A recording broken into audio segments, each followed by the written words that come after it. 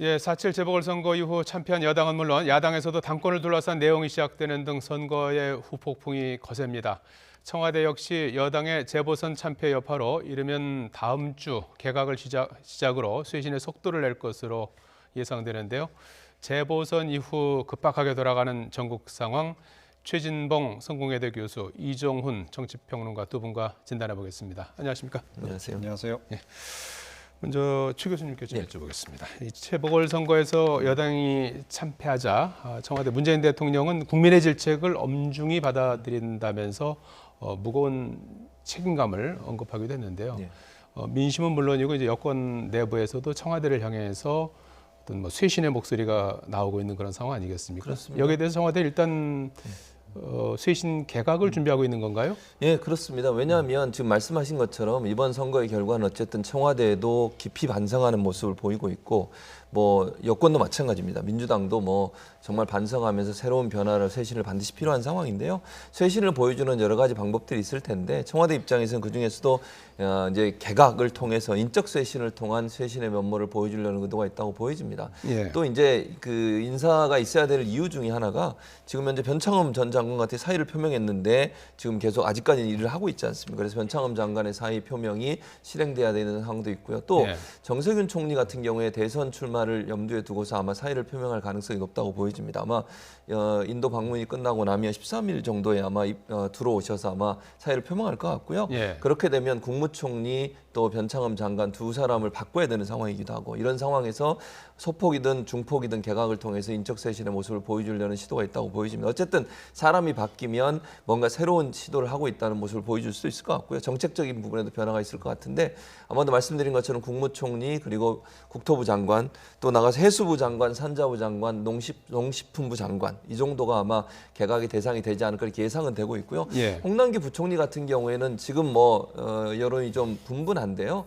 가능성이 있긴 한데 확실히 바뀔지는 좀 지켜봐야 되는 상황이 아닌가 이렇게 보여집니다. 예, 이종훈 평론가님 어떻게 보십니까? 지금 뭐 날짜라든지 뭐 폭이라든지 뭐 확정된 건 아닌 것 같은데, 뭐 일단 정세균 총리가 11일부터 1일부터 13일까지 이란을 이제 다녀오면 이제 사의를 표명하고 아마 이제 대선 출사표를 던지지 않을까 하는 네. 그런 예상 속에서 이런 일정이 나온 것 같은데 어느 정도로 예상하십니까? 예, 그러니까 워낙 이제 최근에 일련의 개각 조치가 이루어지지 않았습니까? 예. 그래서 사실은 이번 개각은 마무리 개각의 성격을 이제 띌 수밖에 없는 거예요. 그래서 뭐 정세균 총리 말씀하셨습니다만 이제 정치권으로 다시 되돌아와야 될 이제 장관급 또는 이제 총리까지 포함해서 다 이제 되돌아오고, 그리고 이제 문재인 정부의 그 마무리 작업을 할 그런 이제 사람들로 이제 개각을 좀 이제 마무리하는 이제 그런 국면으로 지금 가야 되는 그런 국면 상황이라고 예. 봐야 되는데,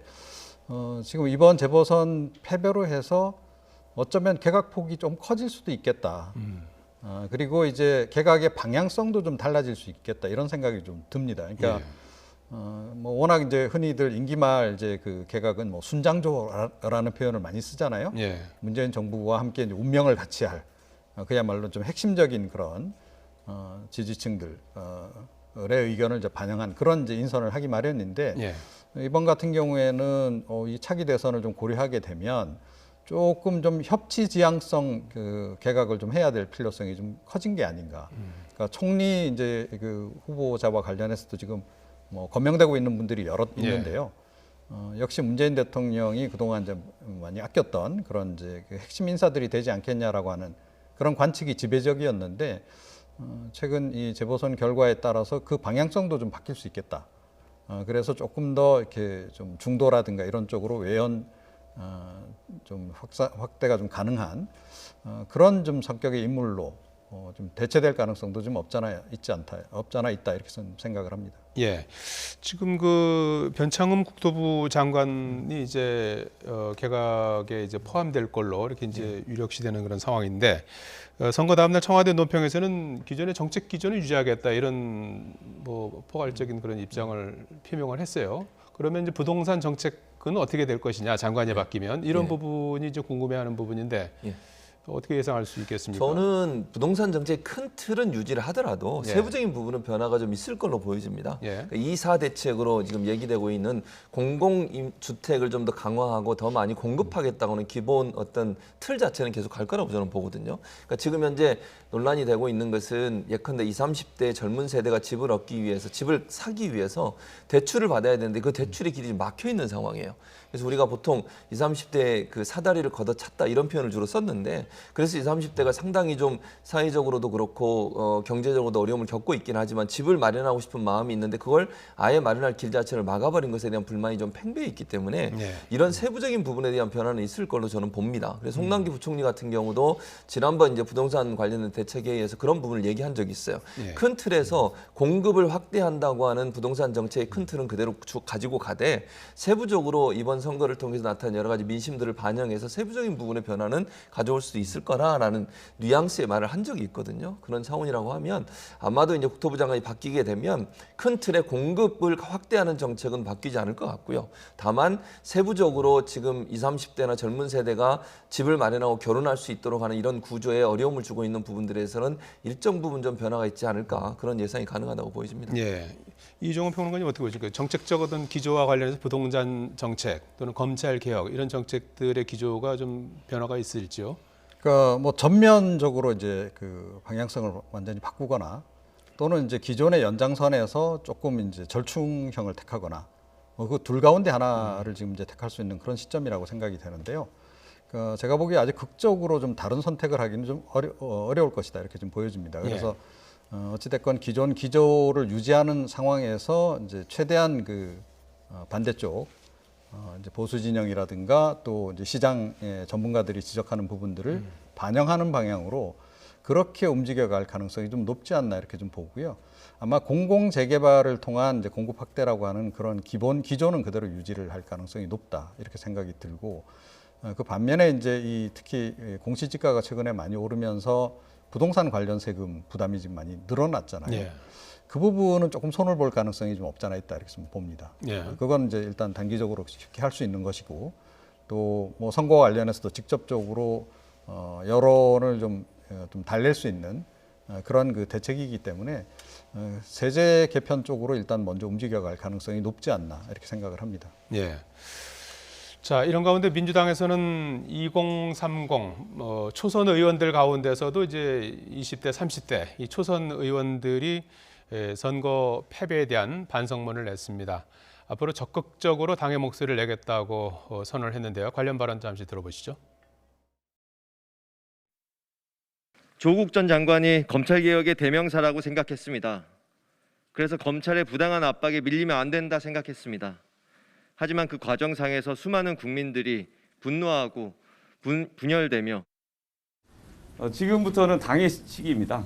당이 중심을 잡고 가야 된다. 그런 쪽에서 초선 의원들이 좀 더 구체적인 일을 좀 해나가자 이런 마음들이 좀 모여 있습니다. 예. 어제 민주당 내부에서 오전에는 그 2030 초선 의원 5명이 이제 기자회견을 했고 오후에는 이제 80여 명에 이르는 초선 의원들 가운데 50여 명이 모여서 또 기자회견을 하고 상당히 이제 분주하게 움직였는데 특히 민주당 초선 의원들은 이제부터는 당의 시기다. 당이 중심을 잡고 가야 된다. 이러면서 이제 반성과 혁신을 촉구했고 내용을 보면 상당히 아주 구체적이고 그동안에 이제 듣기 어려웠던 그런 그 표현들도 많이 이제 나왔는데 이런 부분들이 어떻습니까? 당내 또는 당청 간의 또 갈등 요인이 될 수 있을까요? 어떻게 보십니까? 뭐 저는 그렇게 당청 간의 갈등이 될 거라고 보지 않습니다. 뭐 제가 볼 때는요. 이런 초선 의원들의 반성 또 국민 앞에 정말 새롭게 바뀌겠다고는 쇄신의 목소리가 저는 필요하다고 봐요. 뭐 세부적으로 예컨대 내용 중에 일부가 뭐 기존의 중진 의원들한테 마음에 들고 안 들고의 문제는 저는 아니라고 봅니다. 중요한 건 국민들이 지금 민주당에 대해서 실망을 했고 그 실망한 부분들을 어떻게 바꿀 거냐 하는 부분에 초점을 맞춰서 가야 된다고 보고요. 초선이든 중진이든 관계없이 지금 현재 민주당이 회초리를 맞았으니 그 부분을 반성하는 모습이 저는 먼저 돼야 한다고 생각을 하거든요. 네. 이런 문제 가지고 뭐 이런 얘기를 했으니까 저런 얘기를 했으니까 이러면서 싸우는 모습 보이면요. 국민들이 볼 때 민주당이 제대로 반성했다고 얘기할 수 있겠습니까? 저는 그런 바람직하지 않다고 봅니다. 네. 일단 지금은요. 국민이 심판한 것에 대해서 반성하고 가능한 한 국민들의 목소리를 듣겠다는 마음을 함께 보여주는 게 저는 필요하다고 생각해요. 물론 뭐 일부 중진 의원들이 얘기했던 것처럼 이제 여러 사람이 목소리를 내다 보면 거기에 여러 가지 갈등 요소가 포함될 수는 있지만 그런 부분들을 조율하거나 그런 부분들에서 의견을 함께 나눌 그런 자리가 있는 것도 저는 필요하다고 봐요. 예컨대 뭐 끝장 토론하든 민주당 의원들 다 모여서 토론해보고 초선 의원들 말도 들어보고 그리고 나서 거기에서 본인들 얘기하고 또 뭐 초선 의원들이 나와서 본인들은 생각하지 않는다고 얘기하는 것도 저는 크게 나쁘다고 보지 않습니다. 예. 기본적으로 보면. 예. 그래서 가능한 한 끝장 토론처럼 함께 마음을 모이는 작업도 필요하지만 각각의 어떤 세대들이나 아니면 뭐 초선이든 재선이든 중진이든 관계없이 본인들이 반성하는 모습을 보이는 것 자체는 크게 나쁘다고 보지 않습니다. 이번에 그 민주당 2030 초선 의원들이 그 기자회견한 내용을 보면은 검찰 개혁 과정에 국민의 공감대를 얻지 못했고 또 내로남불 인사들에 대해서 이제 변명으로 일관했다 이런 이제 그 반성을 했어요. 이런 부분들이 어떻게 정확하게 맥을 짚었다고 보십니까? 예, 그런데 예, 비겁한 초선들의 때늦은 반성문이다. 저는 그렇게 생각해요. 예, 그러니까 이번 그 반성문 내용을 보니까 상당히 그 시점부터 예를 들어 뭐 조국 사태 있을 때라든가 문제가 있다는 것을 인식을 했던 것 같아요. 예, 자, 그런데 그동안 계속 침묵만 하지 않았습니까? 그러다가 이제 와서야 지금 반성문을 쓰는, 선거 지고 나서야 반성문을 쓰는 이런 모습을 보이고 있다. 과거에 사실은 이제 그 참여정부 시절에 열린우리당 같은 경우에 뭐 108번내라는 얘기가 있었죠. 그때 초선이 108명이었는데 워낙 이제 뭐 제각각 목소리가 나오고 이러다 보니 오히려 이제 국정에 상당히 부담을 준다. 그래서 이제 108번내라고 했던 적이 있어요. 너무 그렇게 가는 것도 곤란하지만 그래도 초선이라 그러면 당에 대해서 뭐 잘못 가는 부분에 대해서 쓴소리도 하고 또 뭐 그 청와대의 정책 기조에 대해서도 비판할 부분이 있으면 비판도 하고 그랬어야 되는데 그동안은 완전히 목소리가 없었잖아요. 예, 그러다가 이제 와서 이제 당이 선거에 패배하고 나니까 자기들의 목소리를 키우겠다. 저런 자세가 과연 바람직하냐. 그리고 실제로 민주당에 도움이 과연 되겠느냐. 그런 부분에서 조금 문제를 제기하지 않을 수 없습니다. 예. 그 안에 내부에서도 그 조국 전 장관 사태를 선거 패배 원인으로 지적한 것을 놓고 이제 권리당원들 사이에서 상당히 격앙된 목소리가 나오는 것 같아요. 이 부분에 대해서는 어떻게 봐야 될까요? 그러니까 저는 이렇게 생각해요. 단합된 목소리가 필요하다. 뭐 이런 지적도 나오는 것 같고요. 아니 뭐 단합된 목소리가 반드시 필요할까요? 저는 그렇게는 생각하진 않고요. 일단 뭐 친문 진영에서 뭐 예를 들어 그 말 한 거 자체를 비판하는 건 저는 그렇게 바람직하다고 보지 않습니다. 다만 저는 그러면 이번 선거의 패배의 가장 큰 원인은 저는 부동산과 LH 사태라고 봐요. 그게 가장 큰 원인이었고요. 그동안 내재됐던 여러 가지 부분들이 폭발할 수 있도록 하는 기폭 역할을 저는 LH 그다음에 부동산 문제가 했다고 저는 보기 때문에 그러면 조국 사태 하나가 모든 문제 모든 문제의 원인이었나 그렇게 보진 않습니다. 그것도 하나의 원인이 될 수는 있겠죠.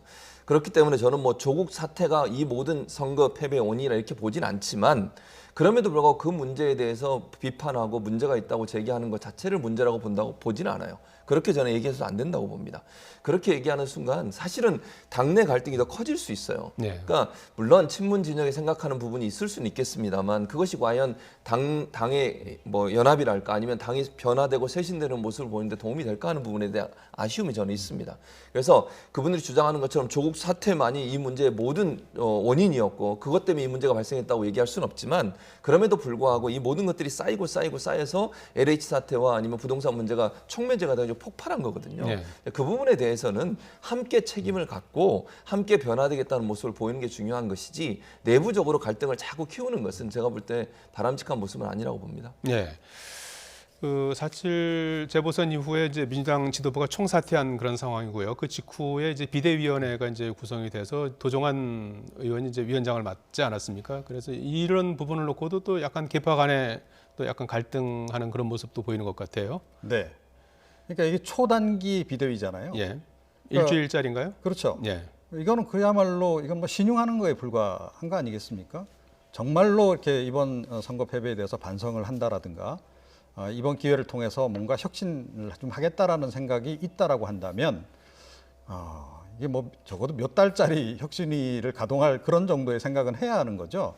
자, 그런데 그 뭐 약간 눈가림식 그런 비대위를 구성한 데다가 예. 비대위원장조차도 핵심 친문계 인사로 지금 임명을 해버렸단 말이에요. 자, 이래서 무슨 그 혁신이 이루어지겠습니까? 그러니까 뭐 이건 그야말로 눈가림식으로 지금 가는 거기 때문에 이건 오히려 더 비난만 초래할 뿐이다. 저는 그렇게 생각을 합니다. 네.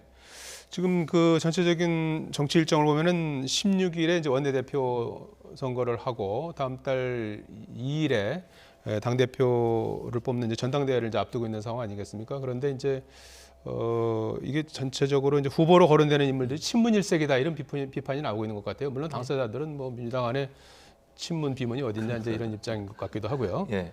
그러니까 뭐 지금 뭐 친문 비문 거의 다 친문이죠 사실은. 근데 이제 예. 우리가 분류할 때 오래전부터 그러면 문재인 대통령과 같이 했었냐 예. 그런 결이 그렇게 갔냐 이런 부분을 얘기할 수는 있을 것 같은데 사실은 선거에 나오는 분들 입장에서 본인들이 나오겠다고 하고 안 나오는 분을 나오게 만들 수는 없는 거 아니겠어요. 본인들이 출마를 해야 어쨌든 대표든 원내대표든 하는 거니까 중요한 건 그 투표를 하는 의원들과 그다음에 당대표 같은 경우에는 이제 권리당원들이 어떤 선택을 하느냐의 문제라고 저는 생각해요.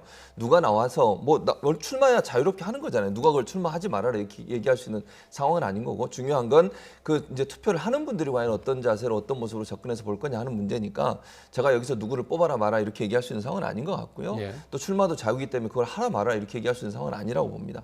다만 민주당이나 권리당원님들이나 아니면 민주당 의원들이 정말 이 시점에서 어떤 부분들을 국민이 원하느냐 하는 부분들을 잘 좀 생각하시고 깊이 고민하신 이후에 선택을 하는 것이 필요하지 않겠나 이런 생각이 듭니다. 예. 자, 재보선에서 압승한 국민의힘 역시 이른바 포스트 김종인 체제에서 차기 당권을 잡기 위한 경쟁이 치열해지고 있는데요. 우선 초선 의원을 중심으로 한 쇄신 목소리부터 들어보시겠습니다. 저희 국민의힘 초선 의원들은 국민께서 그토록 싫어하시는 정치권의 구태와 결별하고 새롭게 시작하겠습니다. 낡은 보수의 껍질을 과감히 버리고 시대의 문제를 앞장서서 해결하는 변화와 혁신의 주체가 되겠습니다. 청년에게 인기 없는 정당, 특정 지역 정당이라는 지적과 한계를 극복해 나가겠습니다.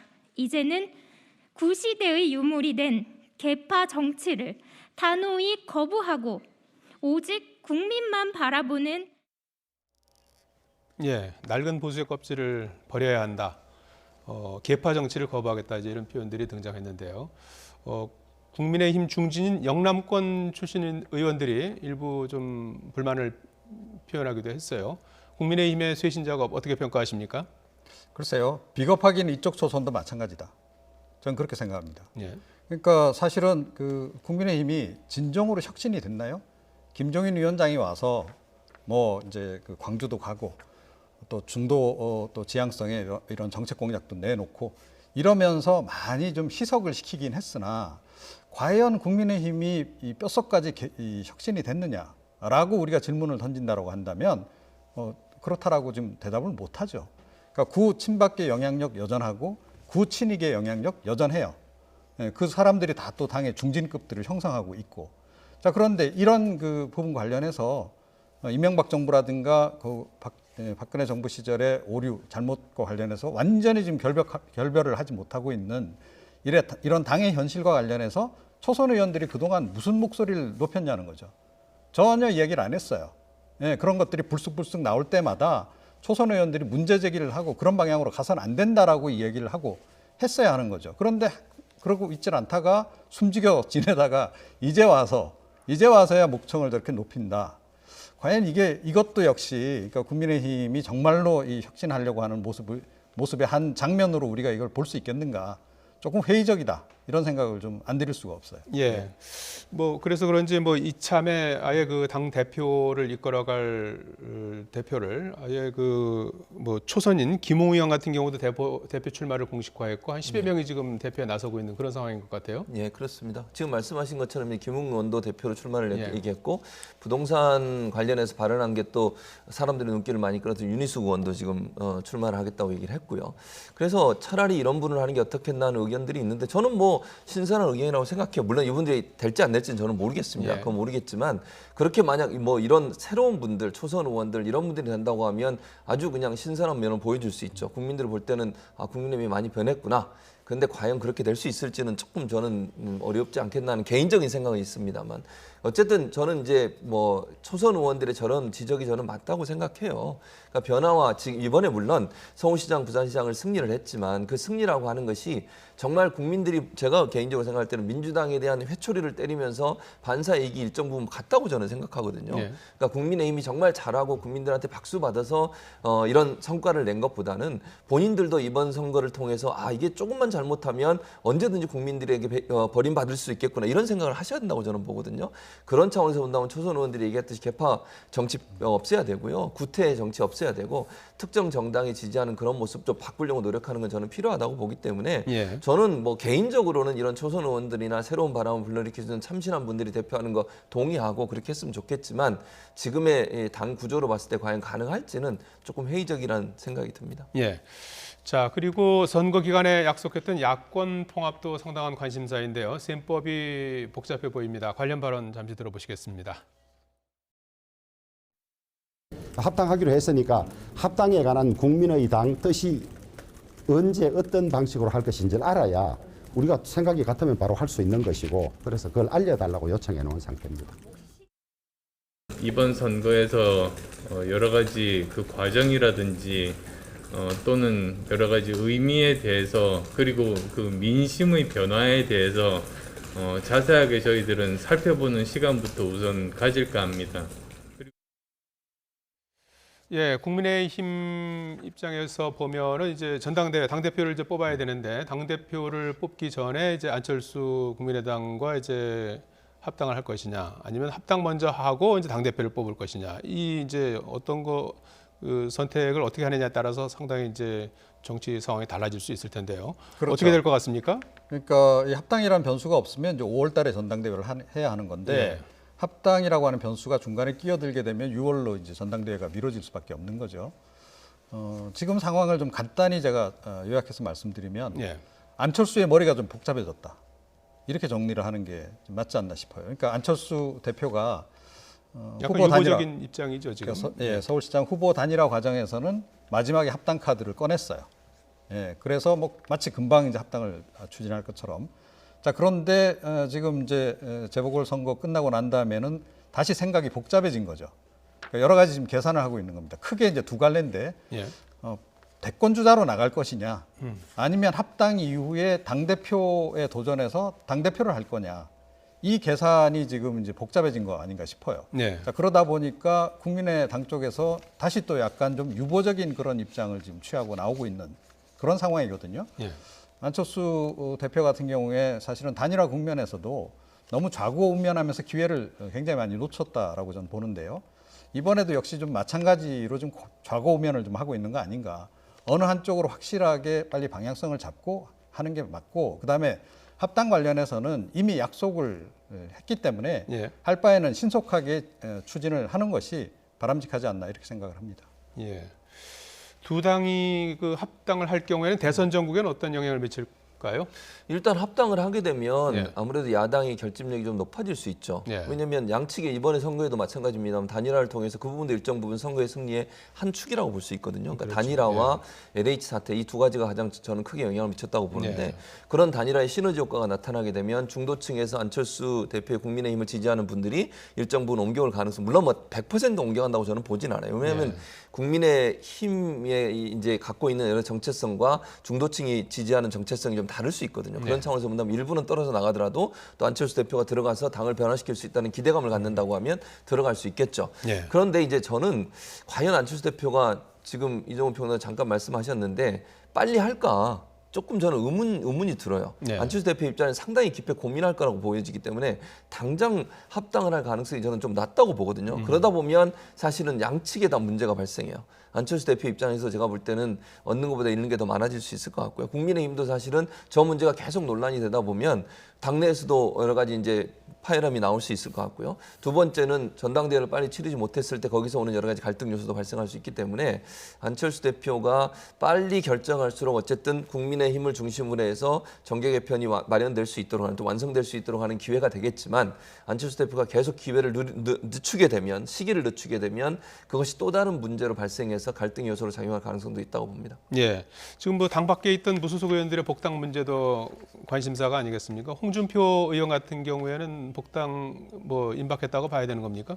글쎄요. 이제 그거는 사실은 차기 지도부가 어떤 성격의 지도부가 되느냐에 많이 달라질 거다라고 예. 생각을 합니다. 그러니까 뭐 구친박계가 다시 이제 그 지도부를 장악하게 된다든지 그러면 이제 뭐 곧바로 받아들일 가능성이 높죠. 뭐 황교안 뭐 전 대표도 마찬가지 뭐 예. 그런 식으로 당에 와서 적극적인 뭔가 역할을 하도록 예. 그런 이제 터전을 마련해 줄 것 같긴 한데, 그런데 만약에 친박계가 아닌 그런 지도부가 들어선다든지 다시 이제 김종인 전 위원장이 재추대되는 형태로 들어온다든지 했을 경우에는 입당이 금방 이루어지지는 않을 것이다, 이렇게 생각을 합니다. 예. 자, 재보궐선거가 끝나면서 정치권의 대선 시기도 빨라지고 있습니다. 1년도 이제 채 남지 않았는데 말이죠. 이재명 경기지사 4월 5, 6, 7에 실시된 여론조사에서 이재명 지사가 24%로 1위로 올라섰습니다.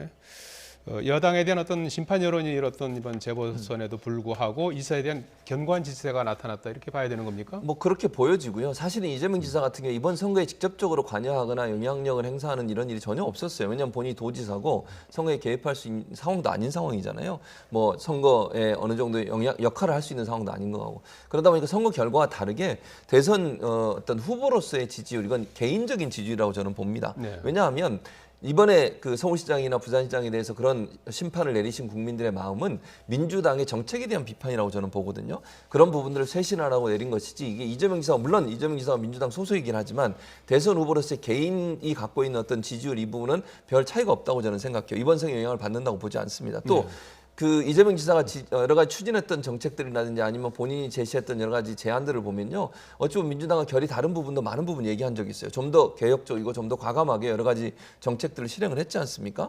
뭐 재난지원금 같은 경우도 정부가 우왕좌왕하고 제대로 안 할 때 이재명 지사가 스스로 먼저 한 경우도 있었고요. 이런 부분들이 사실은 개인 이재명에 대해서 지지하고 있는 지지층의 흔들림 없는 지지를 계속 끌어왔다고 저는 봅니다. 그런 차원이라고 본다면 별 변화가 없을 거라고 보여지고요. 다만 이제 윤석열 전 총장 같은 경우는 아직 정치에 적극적으로 뛰어들지 않은 상태였고 검증이 완전히 이루어지지 않은 상태입니다. 정치인 윤석열로서 말씀을 드리는 겁니다. 네. 그런 상황에서 본인이 언론 노출도가 상당히 줄었어요. 그러니까 그 전에 검찰총장으로 있을 때는 언론의 노출도가 많아져서 인지도가 계속 유지가 됐는데, 최근에 이제 검찰총장직을 그만둔 이후에 정치적 행보를 하지 않은 상태에서는 이 언론 노출도가 줄어서 그것이 이제 지지율에 빠지는 데 영향을 미쳤다고 생각이 들기 때문에 차후에 윤 전 총장은 정치인으로 만약에 정치에 뛰어들었을 때 검증 과정에서 어떤 결과가 나오냐에 따라서 지지율의 오르락 내리락이 어떻게 될지가 결정되지 않을까, 이런 생각이 듭니다. 윤 전 총장이 1위 유지하다가 이번에 이제 다시 내려오면서 격차도 6%포인트나 이제 차이가 나지 않았습니까? 네. 추세적으로 봐야 되는 겁니까? 일시적인 겁니까?